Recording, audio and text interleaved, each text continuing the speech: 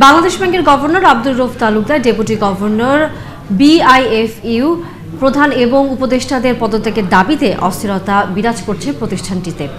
বিভিন্ন অনিয়মের অভিযোগে বুধবার সকালে বিক্ষুব্ধ কর্মকর্তা কর্মচারী কেন্দ্রীয় ব্যাংকের মূল ভবনের ভেতরে বিক্ষোভ মিছিল করেন। এ সময় একজন ডেপুটি গভর্নর সাদা কাগজে সই করে পদত্যাগে বাধ্য হন। বিস্তারিত সুশান্ত সিনহার রিপোর্টে।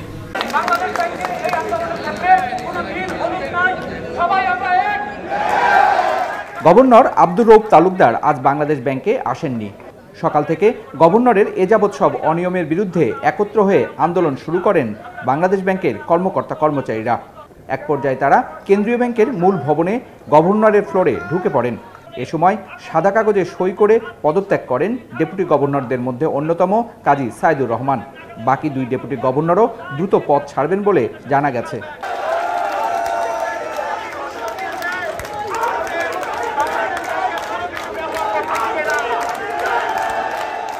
পরবর্তী সরকার গঠন ও নতুন ডেপুটি গভর্নরদের নিয়োগ না হওয়া পর্যন্ত মানব সম্পদ বিভাগের দায়িত্বপ্রাপ্ত ডেপুটি গভর্নর নুরুন নাহার শুধু দায়িত্ব পালন করবেন। ব্যাংকিং খাতে অনিয়ম ও দুর্নীতির জন্য বাংলাদেশ ব্যাংকের এসব শীর্ষ কর্মকর্তাদের দায়ী করেন আন্দোলনকারীরা। একই সাথে আর্থিক গোয়েন্দা ইউনিট বিএফআইইউ এর মহাপরিচালক ও উপদেষ্টারও পদত্যাগ দাবি করেন তারা। ইসলামী ব্যাংক সহ কয়েকটি ব্যাংকের মালিকানা পরিবর্তন করে এস আলমকে দেওয়া এবং হাজার হাজার কোটি টাকার খেলাপিদের সুবিধা দেওয়ার অভিযোগ আছে গভর্নর আব্দুর রউফ তালুকদারের বিরুদ্ধে। দফায় দফায় খেলাপিদের সুবিধা দিতে বেশ কিছু নীতিও পরিবর্তন করেন তিনি। বর্তমানে ব্যাংকিং খাতে খেলাপি ঋণের পরিমাণ 1,82,000 কোটি টাকার বেশি।